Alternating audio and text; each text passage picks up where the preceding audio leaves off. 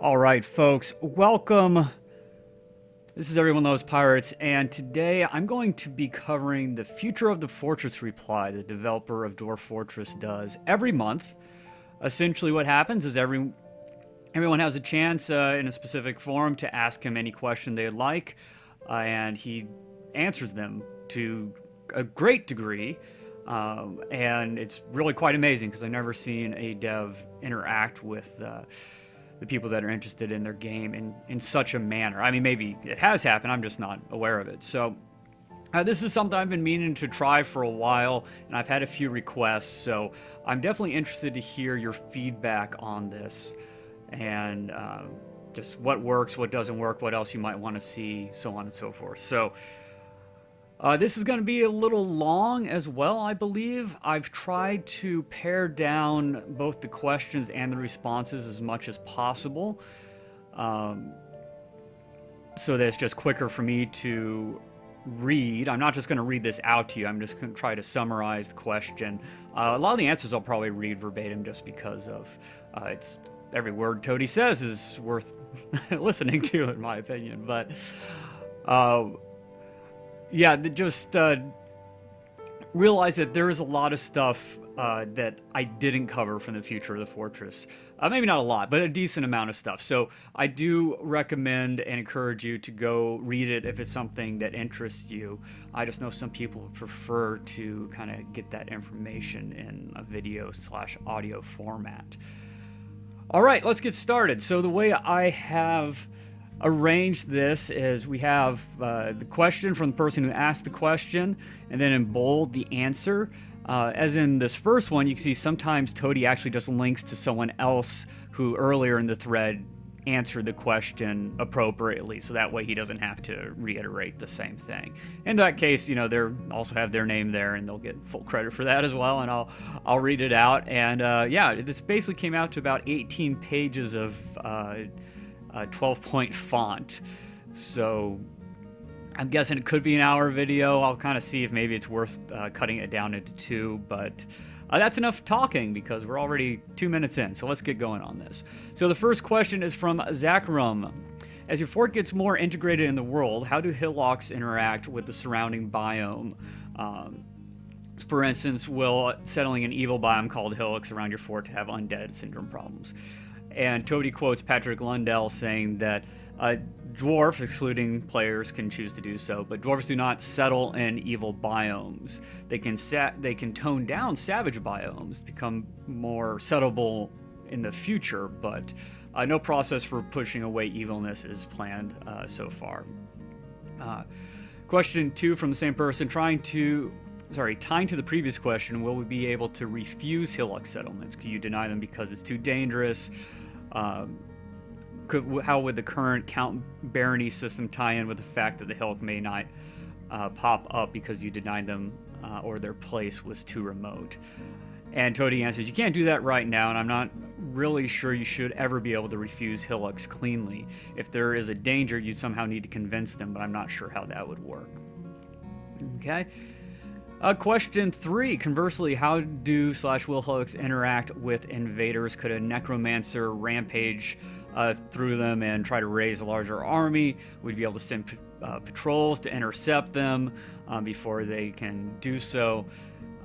Toady quotes Fantastic Dwarf saying, in the current game, it's a case of your holding site is attacked and the usual defenders and attackers scenario plays out. So you can already fend off attacks by transferring soldier dwarfs, and he believes via using like Conqueror's Occupying, I'm assuming from the C menu in Fortress mode, but nothing professional at the given moment. Question 4.1, it's pretty easy to lock yourself in right now and wait for a siege to pass, but would an invading army then just raid or plunder the hillocks while you hide, which would make the invasion longer since they have supplies? Toady answers, this does randomly happen on occasion, but they do need to be more aggressive about their siege strategy. And then 4.2, tying to 4.1, what kind of problems would this cause for the players? Refugees coming from your hillocks that you couldn't deny or can't deny without consequences.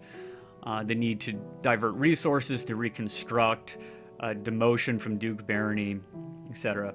Toady says these sound like fine ideas. They haven't really set up a lot of the important economic connections involving Hillux, so you won't feel the most important losses for a while.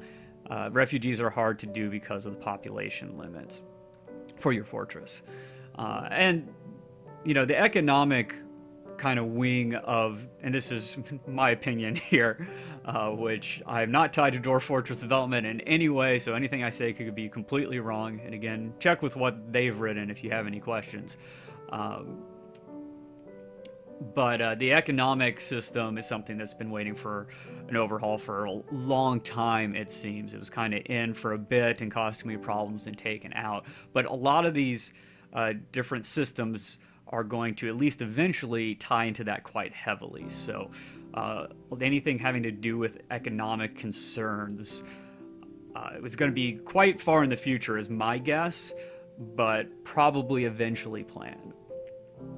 Okay, so 404, with the upcoming villain stuff, will invaders use Hillux citizens to try to get to you? Could they occupy a site and hold it for ransom, or maybe convince a citizen to come to your fort and pull like a bridge lever so it'll open up for them? And Toady says villains should involve Hillux. Yes, you'll potentially have problem migrants. And we'll talk a lot more about the villain system. There's a lot of questions about that. And it's pretty neat, and that's what he's working on right now. Okay, so a question from Mel Vixen. Will you be able to enact your own devious plots, paying people to do evil actions like assassinating certain people or sending out some of your venture groups to recover certain things for you? For the fort, it remains to be seen which actions will be available for your targets. Up on the dev, they have assassinations as an option, for instance, so you'll be in the mix there. It wouldn't be a huge step to give you access to agreements, but we'll see which ones feel relevant for the fort when we are sure which ones we'll have. This is what Toady has to say about that. Question 4, or second question actually, as you can see I cut out 2 from Mel. Either they're asked or answered somewhere else, or I just didn't find them interesting enough to put in there. Will there be interaction between the various villain groups and persons, one cult undermining another, or certain bandit groups working together, sharing information, etc.?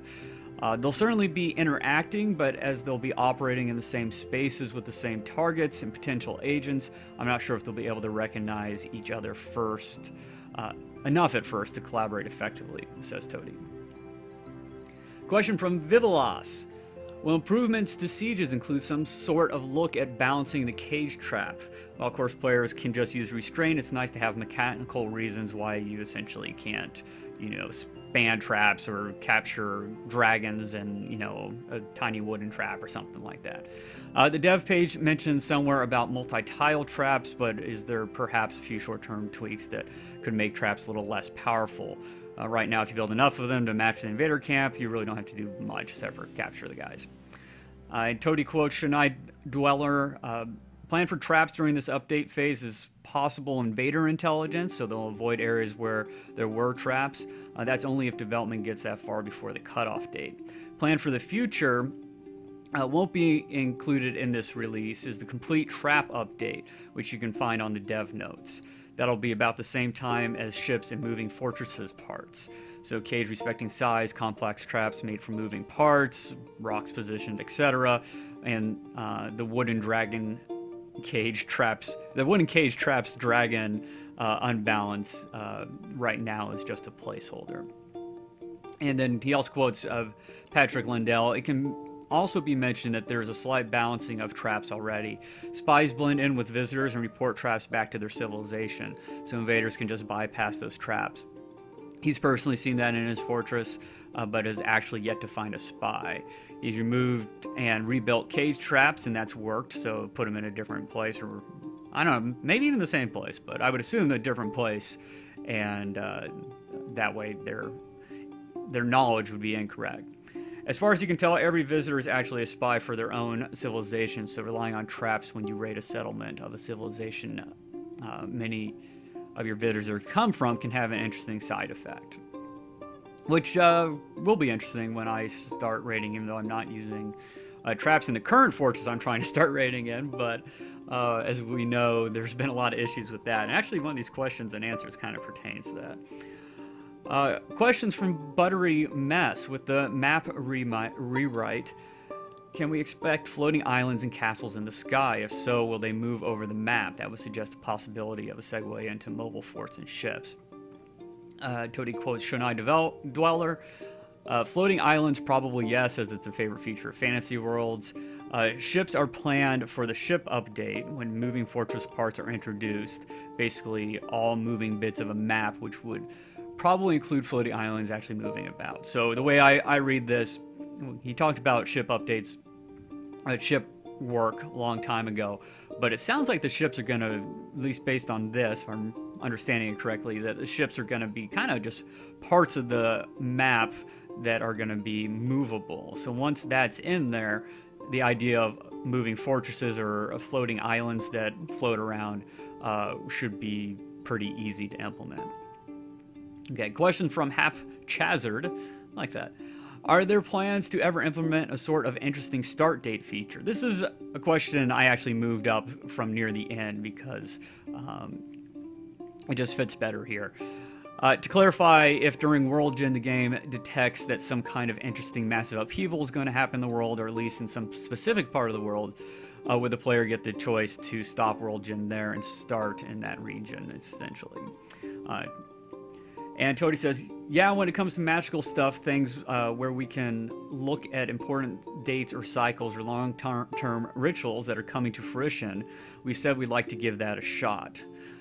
More mundane stuff, so outside the magic system, is more difficult, though it could detect, say, the starts of wars or first contact situations, which will matter when those are actually more interesting in the game. A question from Bimbus. What can we expect for medical options with the upcoming adventure mode medical improvements? Will there be doctors like in Fortress mode, or will it be up to the player character to diagnose and heal their injuries? Toady quotes Death Dragon and saying there have been replies to this question in the past. The specifics for medical rework aren't set in stone yet, except that it'll bring it closer to Fortress mode levels. But he does, Toady that is, have a ton of notes for it, apparently. So that'll be exciting. The idea of either having to go find a doctor to heal up, or maybe having some medical skill that you can put into your dwarf and train or your adventurer.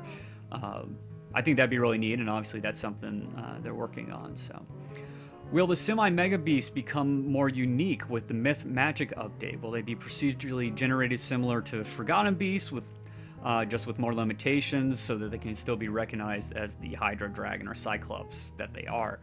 Toady says, I'm not sure it'll be exactly the same system as Forgotten Beasts. There might be some of that aren't proceduralized at all.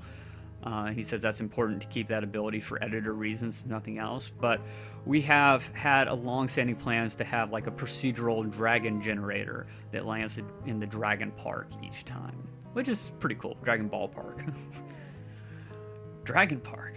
Okay, and then the third question, is there any future plans for manual ways to progress time in the world without going out of a fortress or adventure mode save? Essentially that moved the calendar ahead 2 weeks in between those things. And then Toady quotes Death Dragon saying, Toady acknowledges that a way to fast forward time in the world is something that would be useful, but is a difficult problem to handle. In a previous post, he mentioned making the world gen stop at specifically interesting times. That's why I moved the other one up there, so that the player wouldn't have to need to fast forward time. And then Toady also responds, as far as non-world gen stuff, he's not opposed to changing that over from the 2-week version, or having a calendar advance available from Legends, which I think a lot of people it sounds like probably a lot of people are asking for that, and I know it's something I would enjoy, to be able to move time along without, right now it's save, essentially, like retire your character at a location for adventure mode, for example, and then bring it back up, and then the 2 weeks goes by. And you just have to keep on doing that over and over again. So if you want to go years or decades into the future, that wouldn't be really something you could do. Question from Earth McEngineer. How do you protect the DF code from getting lost? And then Toady quotes Patrick Lundell. There are backups off-site, and there's also a will with a clause to ward off foul play. I just thought people might be interested in that. I believe I'd read it in the past as well, but it's good to know that no matter what happens, either with the game or Toady, God forbid, that we'll still have access to Dwarf Fortress, at least in its current form, and hopefully maybe be able to continue development based on what's on the will. And that's just, I have no idea. That's just me wondering out loud there. Question from Fantastic Dwarf. Will this villain arc center on whichever villain has the most interesting solution improvement? This is kind of just what he's planning on developing first in the villain arc. Or do you have a specific hierarchy plan of which goals you want to follow up and improve upon from the proposed candidates? And then along the same lines, Tinu Cork asks, are we going to see some kind of expansion of diplomacy now that we have more messengers, or will that wait until things like status law, etc. are addressed? Toady replies that he thinks a lot of the initial plans will be villain-type agnostic, and that the particular plots that might only involve necromancers and vampires would be a bonus, some of which they're hoping to obtain. It's important to get everyone involved, or some worlds won't have a lot of action, he says. And then also, messengers are just like everything else. There's a lot more to do with them, and we can see ways that they relate to the current work, but nothing maybe will happen in the near term. There's a lot to do elsewhere. And just in case you're curious, we're about a quarter to a third of the way through right now. A question from Lumpy. Can we expect some improvements regarding hostilities and adventure mode to be part of the villain arc, banditry in particular? Such as he mentioned on the forums all the time, it'll mention that at a time before time, bandits were actually aggressive and attacked you when walking straight into their encampment. Currently, they tend to ignore you unless they're on a specific mission to rob someone, in which case they might try to rob the player. But only after nonchalantly chatting about the weather and inquiring about why one is traveling. Any chance this will become more dynamic soon. Toady answers, or quotes Death Dragon saying, well, this almost sounds like a feature, not a bug. It's probably true that they shouldn't let anyone just randomly walk into their encampment, and yeah, the villain update might change this, but it's important that we have an option of talking to them so we can interact in another way with them or join them so they just don't turn into mindless enemies like every other computer RPG. So yeah, with just the systems in place, you maybe want a character to be able to go and join the bandit pack. And then Toady also chimes in with, in particular, the nonchalant chatting of the robbers is just part of the interview process, where other bandits are getting into position around you, at which point they drop the topic and switch over to demands. I suppose this should have better exposition in the game, where they explain what they just did or something along the lines of, haha, you're surrounded, or whatever, when they give their demand. We do have some dev plans about better ID checks and alarms and so forth when we improve hideouts for the villains, which will include the bandit camps as well. So I found this really quite interesting because that's been my experience. Every time I walk into a bandit camp, well, usually they're sleeping, but it doesn't seem like anything's going on. But apparently the way it currently works is if they're awake, it's just the beginning of the process is the chatting, where they try to get some leverage on you by maybe surrounding you and then asking for demands, which I have yet to see from a bandit camp as far as I can remember. I might have to go and check that out, but it's probably be worth waiting for the villain update. Okay, question 2 from the same person. I noticed that if bandits actually try to rob you, they start non-lethal conflict should you refuse to submit, which is a very nice touch. I agree, I didn't realize that. I don't think I've ever been robbed by a bandit before. Is there any chance non-lethal victories over bandits or entities in general will be kept track of by the game and tied into the reputation system? Like being able to summarize, quote-unquote, summarize the conflict in which you subdued Steely McBandit instead of murdered. Resulting in reputation gain without being considered a killer. So Toady says we do have some dev plans about better ID checks and alarms and so forth when we improve hideouts for the villains, which includes bandit camps. I had that up here, which I shouldn't have. That's why maybe that one didn't make as much sense. Okay, sorry about that. Early times on this still. I'm still figuring out how to do all this. And 3, is there a chance coins will become stackable before the long wait and paying tavern keepers with currency will become an option? And Toady says stackability is non-trivial. so very likely not be handled for a good long while. I add this in because, I don't know, I think everyone who plays kind of RPG-like stuff loves stackability. I know I do. He also says, I'm not sure why tavern keepers can't be paid with coins. That seems like a bug, though he's probably forgetting about something in the process. Yeah, I couldn't remember if I'd ever paid a tavern keeper with coins. I kind of feel like I have, but it would have been a really long time ago, so it might have got broken in an update or something. Or maybe I'm just completely misremembering. A question from Iceball3. Civilizations have an effective distance before they're not considered context for you in Dwarf Fortress mode.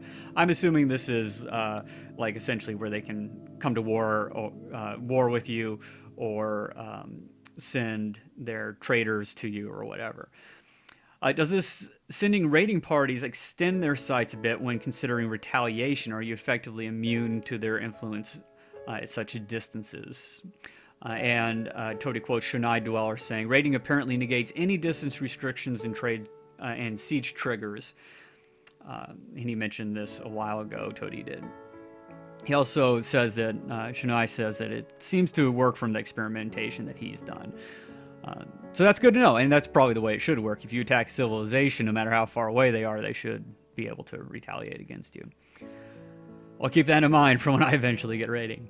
Question from Thavaz. Will characters in a party created by the player have the same needs as a single character has currently, like food and water needs? Toady answers, they don't at this very moment. That's just because I haven't decided what to do yet, and that's the default behavior.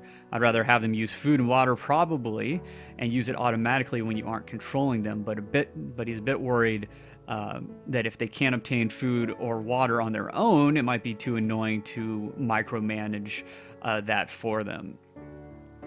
So there may, in the future, be the potential of, like, as you wander through a marketplace, they will go off on their own independently to buy supplies, which sounds pretty neat.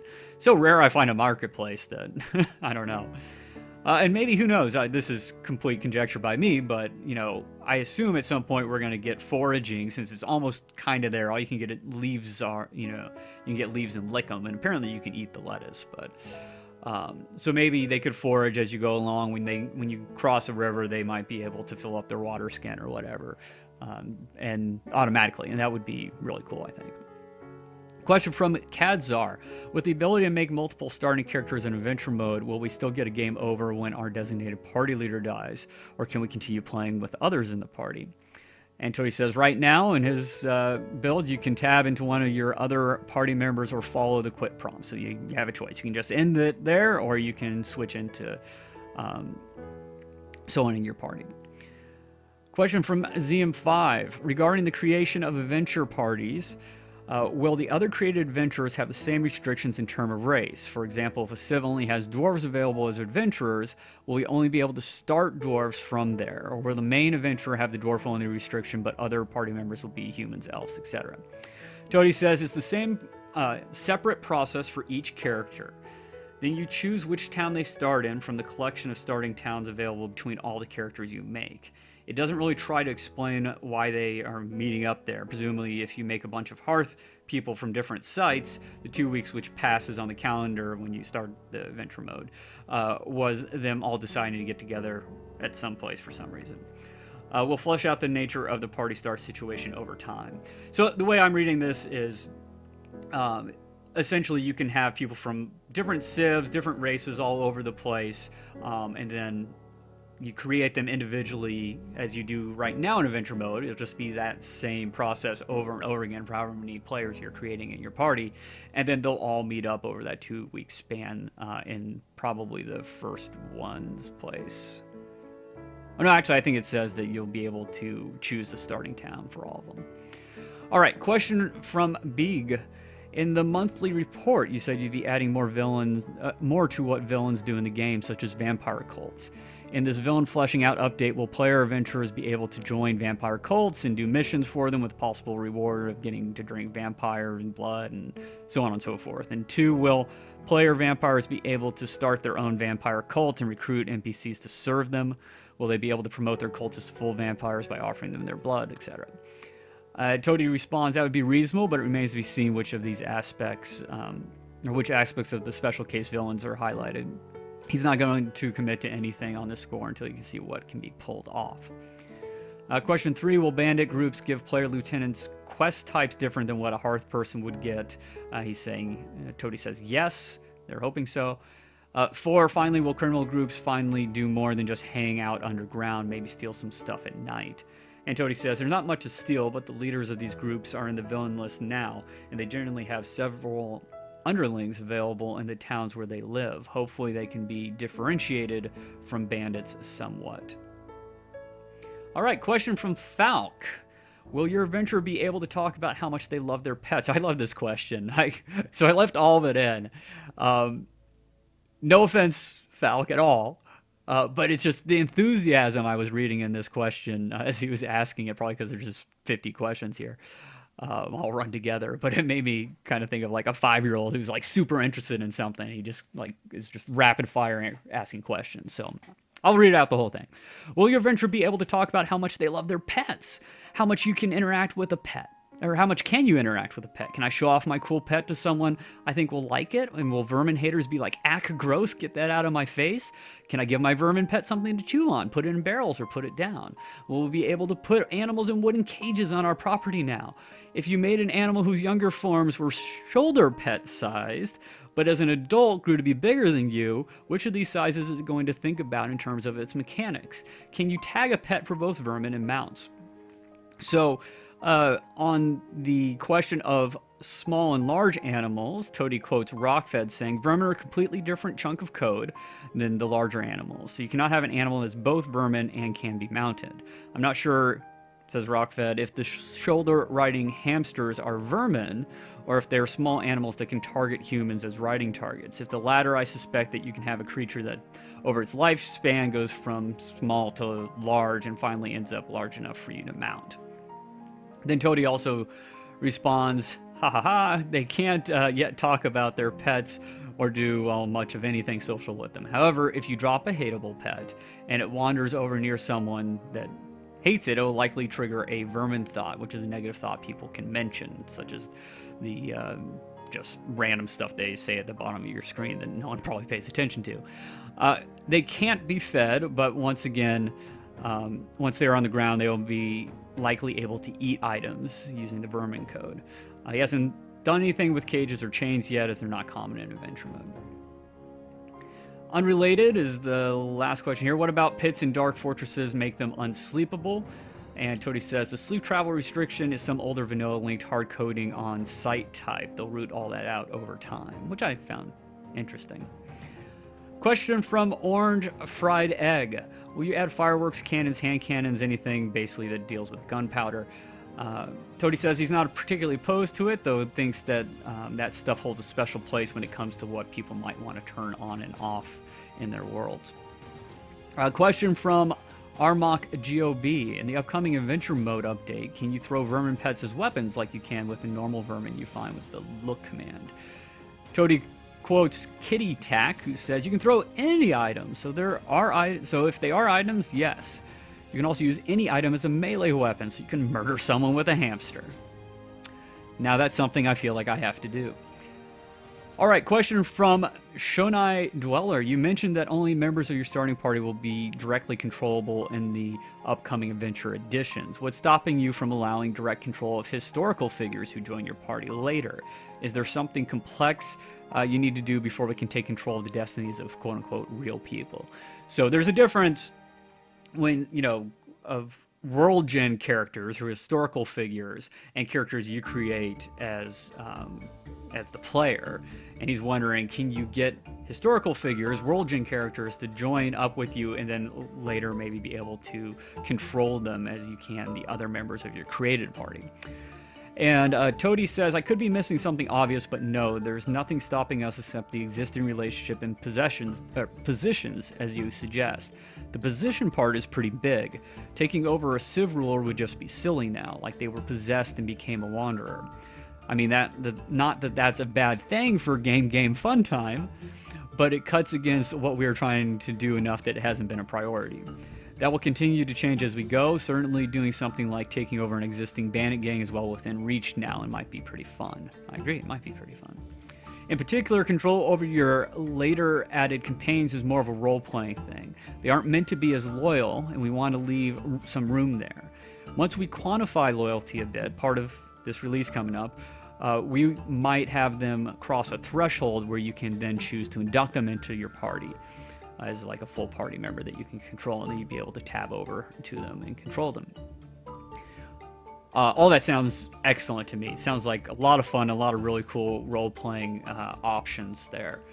A question from Fat Ace. With the introduction of better adventure mode party mechanics, has the idea of the possibility to spar with a party member to help each other basically gain levels and combat skills come around. And Toady says it's a reasonable idea. That's more of a suggestion than anything, it sounds like. Question from Doody Doo.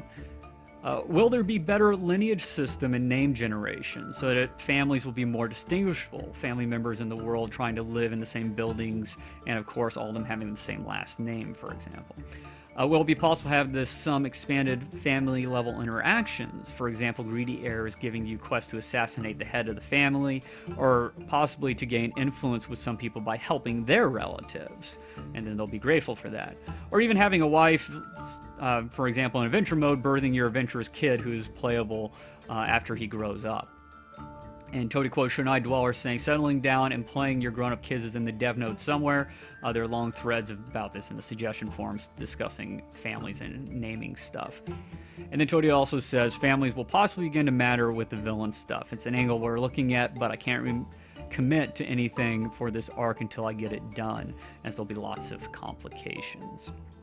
Yeah, cool stuff as it stands, you know, because I've tried to do a few things with families in the game, and you can't really... It's a pain. It's not obvious who are family members. It's hard to figure out, and it just seems like it's not really anything of any importance. So it will be nice to see that fleshed out a bit, hopefully. Question from Generic User. With the addition of parties, will we be able to start as a performance troupe from setup, or will we have to do so after Adventurer starts? I had that in just because of Bobo. But it was along with this other question from Slosgo Luzma. Will we be able to define interpersonal relationships between adventurers? For instance, can our party consist of sibling, parent, child, spouses, or distant cousins?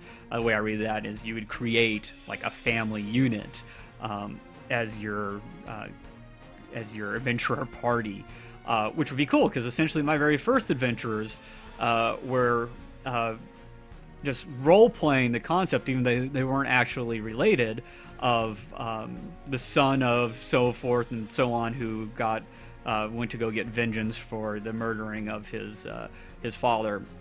So now you could actually just have a whole party of family members, or you could create a bunch of family members and maybe send them off on their own after you've gone into adventure mode, and then pick them up to play later should something happen to your character. That'd probably be something I would do. I would revisit that concept because I liked it as an idea, but the game didn't really allow for the game to basically have anything to say about what I was doing.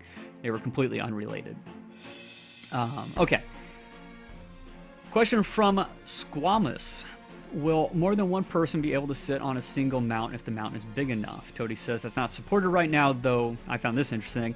The wagon technically has 3 riders, which includes the horses, so it's not out of the realm of possibility.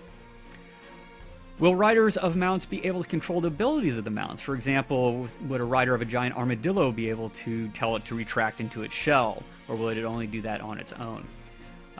Toady says, I don't currently have commands aside from movement, but these are possibilities. It would be cool if the breadth of a pet's powers become accessible by command, either through training, skill, or by default, whether they're being ridden or not. So maybe you create a closer bond, or you have a higher skill or train a higher skill, which now allows you to tell animals to do their special action if they have one.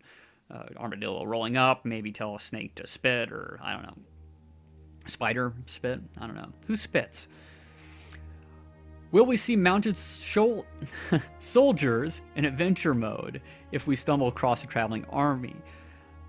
Toady says it's not a high priority at this time, but it'll be more possible once this current stuff is done, as it'll understand specifically what's going on army mount-wise, at least for historical figures.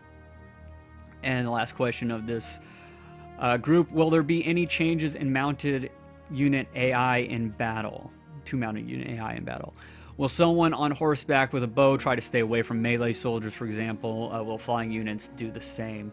And Tony says, I doubt it, unless a mounted party feels superior, super broken, which is possible. So it sounds like if you have a archer on a horse, they're just going to run straight up into bad range for them, into melee range, and shoot from there. They won't try to stay at the corners. But they might, if they're broken, they'll try to run away.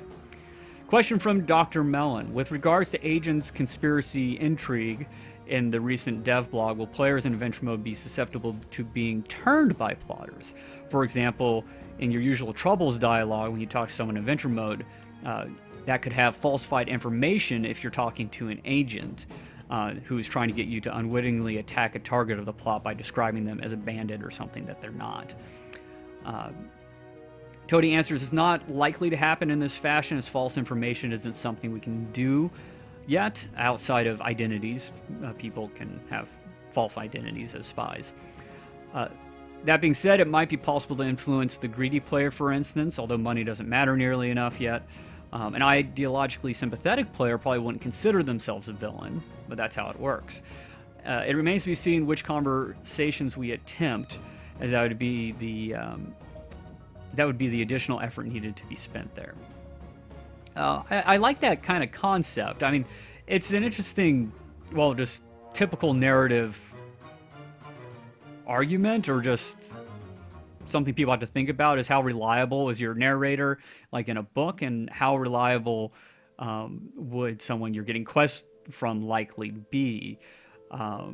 Would it take away too much from the game if you can never trust what someone says? Personally, I think it's worth a try. I think it'd be kind of cool to just be completely unaware that the person you're talking to is a spy for someone else and gets you to do something evil for them. And maybe you'd have to think through your quest and be like, okay, well, he gave me this quest, but it really doesn't sound like something that would benefit them. In fact, it seems like it would hurt the civilization or the group or whatever.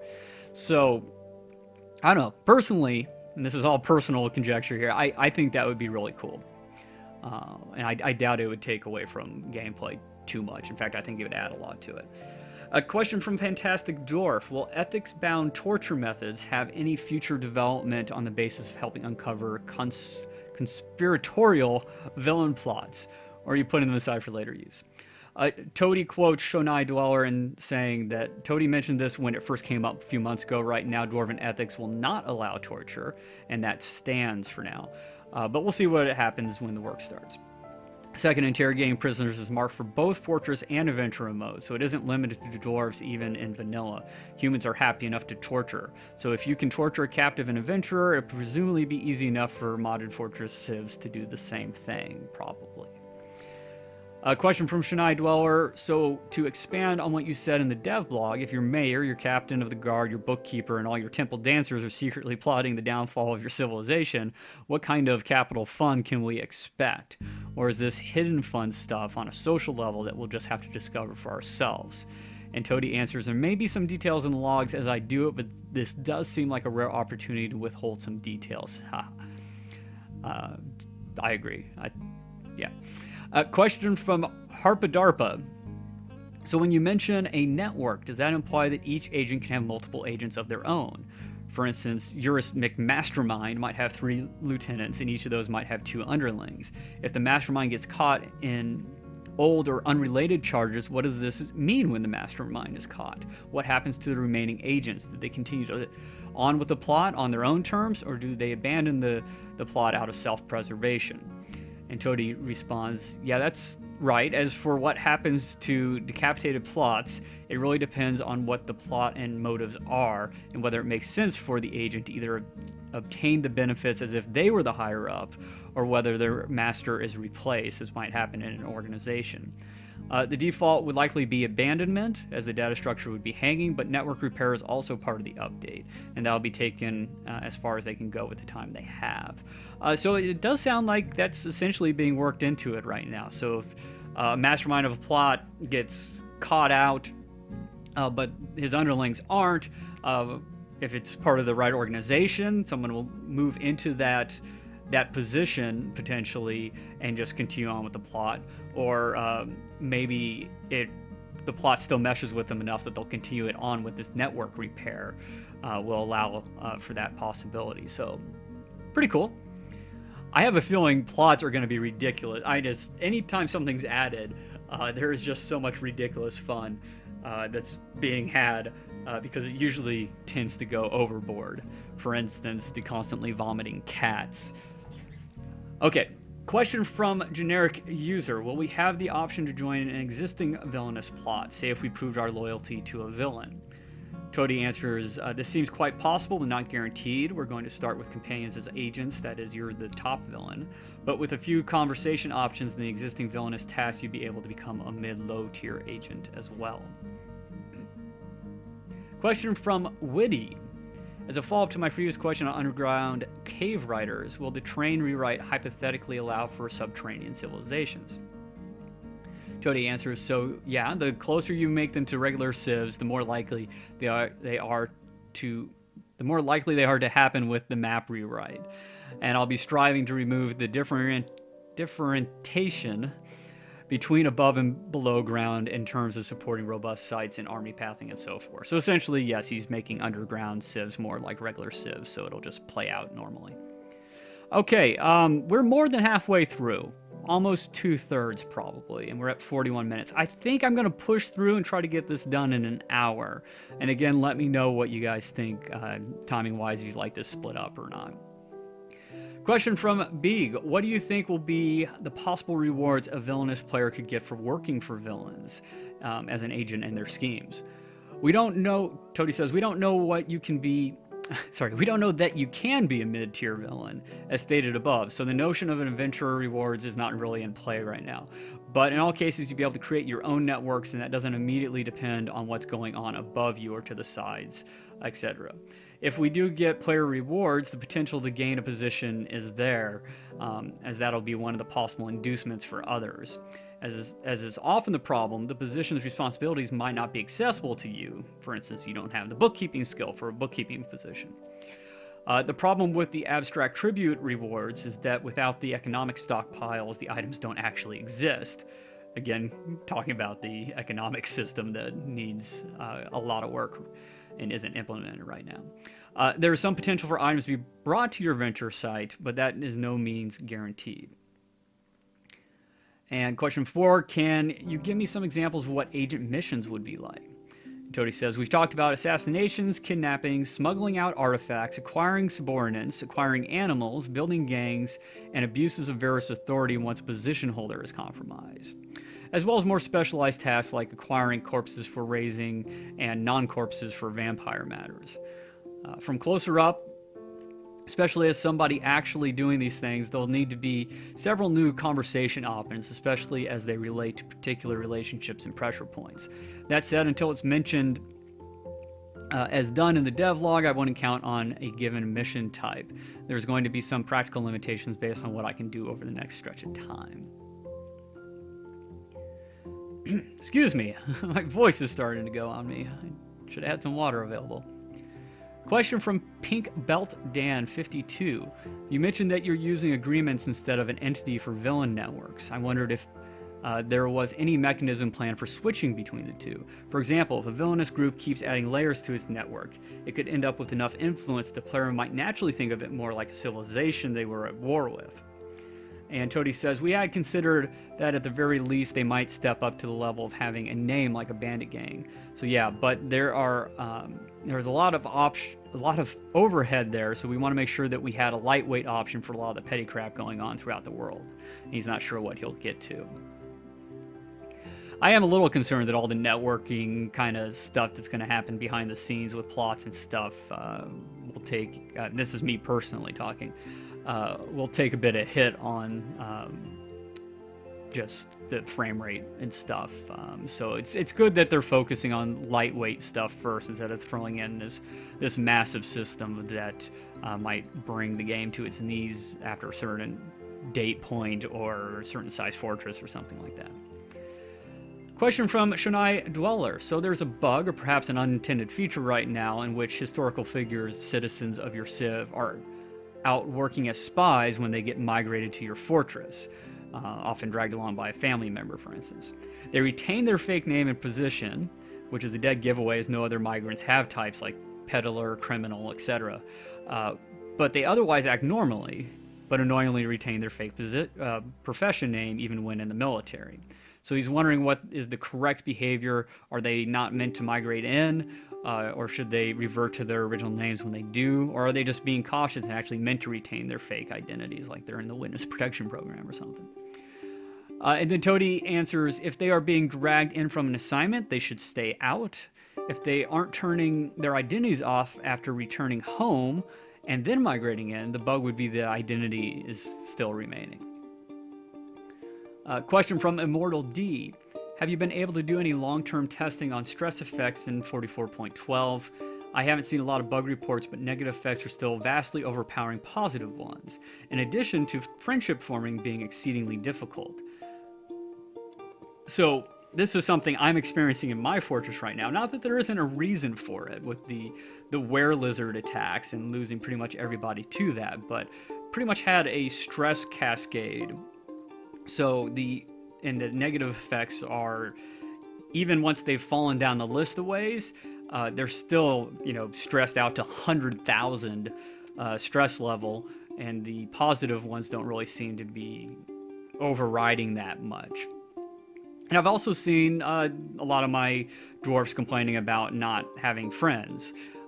So it does seem like friendship forming is exceedingly difficult to me as well. And specifically, Toady answers to that. Long-term stress testing is more practically player-based, as we can continue to see what people are experiencing. He's mentioned before he doesn't have a lot of time to run like a bunch of fortresses and play them to very long, like to late kind of 10, 15 years down the road to see how systems end up working out at that time frame. So he relies on saves from people and stuff in the forums, bug reports, etc. He says he's seen a lot of reports that generally the situation is better overall now. The friend issue is still there, and we have various ways forward on that, which we'll get to before the magic wait. He says, I haven't seen a specific formulation of the current state of negative effects. There are categories which should help, since a lot of negative memories are now grouped and leave space for positive ones, but perhaps the negative categories are still winning out. That's the way I would lean. I think they're still winning out, but, who knows? I have bad stuff happening in my fortress, ghosts and all that kind of stuff, so I wasn't too annoyed by it because it seemed thematic, but at the same time, they do seem to be wallowing in their misery quite a bit. And then the other part of the question was, the most specific bug I know of is a dwarf's favorite food must be that specific cut. For instance, pig heart versus pig meat. The lack of decent meals thought occurs regardless of food quality, depending entirely on the person's favorite ingredient. And Toady quotes Philo Traveler on this question, and he says, it's been this way as long as I can remember. The bug report is new, but the shortcoming it points to, at least as he sees it, is that the favored ingredient is not properly / completely reported in thoughts and preferences. The strength of happiness is directly related to the quality of the meal. It is just with no preferred ingredient, it's multiplied by 0. So the way I'm reading that is, at least Philo Traveler is thinking that it probably is a bug, and maybe instead of multiplying it by 0, if a high quality meal doesn't have the preferred ingredient in it, making a high quality meal as good as a low quality meal, which I'm reading that as the bug they're saying, but it's not all that specific. But I have noticed a lot of dwarves complaining about decent meals lately too, so maybe that is the bug. So maybe the no preferred ingredient in a food should be multiplied, the quality of the food, by 1 instead of 0, so that it stays at least high quality and doesn't revert to essentially no quality. Okay. Question from generic user. If a spy were to, say, have an unfortunate accident, would there be any ramifications, such as someone being sent to find out what happened, or friends trying to get revenge on the fort? Tody answers the current idea is that they need to keep an enemies list, which might just be rep, at the very least, so they know if a Fort adventurer is pesky or meddlesome and needs to be dealt with. I'm not sure if this will involve the same sort of tracking you get with the merchants, where their safety and integrity of belongings is sort of tracked against the baseline when they entered, or through some other means. Will you be able to send spies to find news about the fate of your squads if they don't return? Tody says the rumor process there isn't very robust yet. Once it can actually tell you properly, I'm not sure you'll even need a spy. Right now, it doesn't know the outside of outside of historical events, which aren't the same as rumors. Question 3, would a spy or network be able to influence an election or the choosing of a monarch if they hold enough sway? Tody says we want position-based shenanigans, but since there are no actual time-taking systems in place right now, for instance, the election and secession are instantaneous. There's no election process or time. You don't get the political ads or anything like that like you get now. It's unclear what they'll actually be able to get along those lines. As with all things, having future stuff like status, etc. release would be nice, but something has to be put in first, so it might be very abstract how it works. Question 4, would spies be able to sabotage relations or convince two civs to fight each other? Tody says that's a reasonable possibility. Question 5, will the punishments for spies be subject to civ ethics on treason if the crime were severe enough? Tody says, for a dwarf that's been very bad, it seems to fit the bill. Though just as in real life, the definition and conditions of treason are subject to debate. It isn't clear in the game what the ethic means since we haven't had to deal with it yet. Question from Shonai Dweller. With mounted adventurers, are we close to seeing fortress dwarfs mount up on whatever's handy to meet their mounted invaders in glorious clash? Tody says, we haven't given any particular consideration for this time. Fantasy dwarfs never seem to like avid horse riders, and I'm not sure what will end up there. Zach's stories often involve donkeys, he mentions, though, so maybe we'll have donkey mounts for our dwarves. Does seem like it'd work better thematically. Question from Fat Ace. If pets are possible, will there be an update to let adventure mode players tame creatures? And then, along the same lines, question from Death Dragon. Does how good the mount is at obeying? I have problems with this question every time I try to read it, even in my head. Does how good the mount is at obeying depend on the rider's and or the mounter's skill, or is it more simple than that? Are there rider/mount skills or trust levels or anything? We've had a similar question before, but Tody says there aren't skills like riding at this point, although I agree there should be. We do have the level at which a pet is tamed from the Fort mode animal system, but since all your pets start fully tamed in adventure mode, you can't tame new ones yet. He hasn't integrated that. But it sounds like he will. Question from 5Crownic007. Will riding a mount give any combat advantages? For instance, in the Mount and Blade games, riding your mount gives speed to your weapon swing and bonuses to your attack damage, as well as making yourself difficult to be hit by infantry. Will there be a mount riding skill where if your skill is too low, your mount may turn tail and run during combat?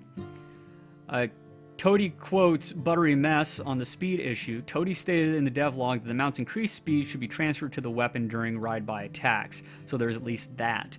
Which could be quite amazing, because right now, at least with dwarfs, they can hit somebody with a silver hammer or something and send them flying quite a ways. So if you add a bunch of momentum from a horse or a donkey or something to that, I imagine certain things could probably get hit clear across the entire map. And then, of course, something like an axe maybe would immediately sever through something. Not really sure how all the physics stuff works personally. I've never delved into that all that deep. Then Tody also says it doesn't currently help you evade, this idea of making yourself difficult to be hit by riding. It doesn't currently help you evade, except in that you have a higher chance of being completely out of range of an attack when it gets to its attack frame if you're moving quickly. Which makes sense. Question from Thvaz. Will flying mounts be supported? Tody says flying mounts should work. He hasn't tried one yet, but they are available to elves generally, and the commands don't restrict to land-based movement, especially if you use the shift control, altitude controls. Will mounts in combat attack enemies independently of its rider? Tony says mounts will attack adjacent enemies, but they won't approach without a command. Will bears be mountable by dwarves? Tony says there would need to be bears tamed by the Civ for a dwarven adventurer to have access to them. He hasn't done anything with Fortress mode there. Question from Harpadarpa. We're getting very close to the end, I think. Once you mentioned that mounts will wander around without direct input from the player, will we get the ability to tie them to trees and buildings as such so that we don't lose them? Toby says, all your pets follow you around like companions when you aren't riding them, so it hasn't been necessary. They can wander a bit when you ride them without controlling them, but that isn't very common. I like this concept. It's maybe a little micromanagey, but I don't know. I'm a fan of Westerns, so you ride your horse up to, your campsite or the tavern, and you wrap the lead over the hitching post or a tree branch or something. A question from Voltam. Are mounts going to be chosen from the pool of a specific civ during adventure creation? Say, an elf from a human civ that can only access horses, while an elf from an actual elven civ will get access to the whole elven zoo. And Tony says, yes, it uses the civilization in question, I'm assuming not the race. Horses are known for being rather shy and skittish, so is proper war training going to be taken into account when leading him into battle? Toady says, not yet, though those are all considerations that are important, and it'll be good guidance on suggestions as we go along. Do horses or pets in general count as companions for the purpose of boogeyman appearance? He says, I don't think so, unless I particularly checked the pet flag. I don't recall if that's the case. Probably didn't do that. So no. But maybe. He might have done it. You don't know. So go try it out when it becomes available. Or be like me, just turn boogeymen off in the world settings. Question from King Edward Headdwarf 3890. So with the new adventurer starting party system, I have to wonder how things that force hostility between party members would work between members of the starting party. For example, if party member A is a werelion, party member B is a vampire, might they come into conflict? Or if A in human form walked into B during a feeding, so the werelion in human form walked and saw the vampire feeding on something, would they be hostile to one another because they see a monster? If so, could you still control between them? And pretty much so on and so forth from there. He says, I'm just throwing this out there because I really like the idea for the new system, but would want to make sure it won't bug out at times like this. And then Toady replies, I guess it depends on what you mean by bug out here, since at some point it's up to you to roleplay the conflicts you create yourself if you switch control. Your creative party members won't just take anything and willingly allow you to hack them to pieces, but you can also swap into their bodies. I don't think this is a problem particularly. It's odd, but so is controlling multiple people directly. And that doesn't mean it won't be fun to do. If you get into a situation where everybody hates each other, you'll probably just have to fight it out until only one remains, or have somebody yield if you aren't at a non-lethal state. I'm sure there'll be real issues to fix, and over time ways to make long-term peace, but it'll also probably always be somewhat strange at times. So, makes sense. The way I'm kind of seeing this is that in the current situation, yeah, if you attack one of your party members, they will get mad at you. You can try to make them yield. In my experience, they don't. Just experience in general with followers, or actually, I don't know if I've tried it with followers, but with especially with things you're attacking. Even if they're running away, they still won't yield, or they'll yield and then immediately not yield. But it does sound like if you wanted to roleplay it, you could switch into the other character that you had attacked, and then choose to have him yield, and then switch back. But yeah, if you create a lot of chaos, then you may just have to deal with that by calling. Question from Slazgo Luzma. You mentioned that the player's velocity while riding a mount will be added to their attacks. Will equal bonus be applied by enemies who are, say, stabbing their pike at the horseman? So yeah, running your horse straight into a pike would obviously do more damage than a pike being stabbed at it. And also, currently firing a bow or crossbow prevents a player from doing anything for several rounds, usually resulting in them getting chopped to pieces. Will our new steeds continue to move while their riders shoot from horseback, or will they also pause and get chopped to pieces? Tody says, so there's the multiple attack interface, which is very clunky, but allows continuous commands in the case of melee attacks. Both to get around that and to allow a broader range of actions, we've been considering another form of command which urges your mount on its speed in their current direction. Hopefully that'll be enough to solve initial issues without needing larger rewrites or other features. Not that archery doesn't need a larger rewrite.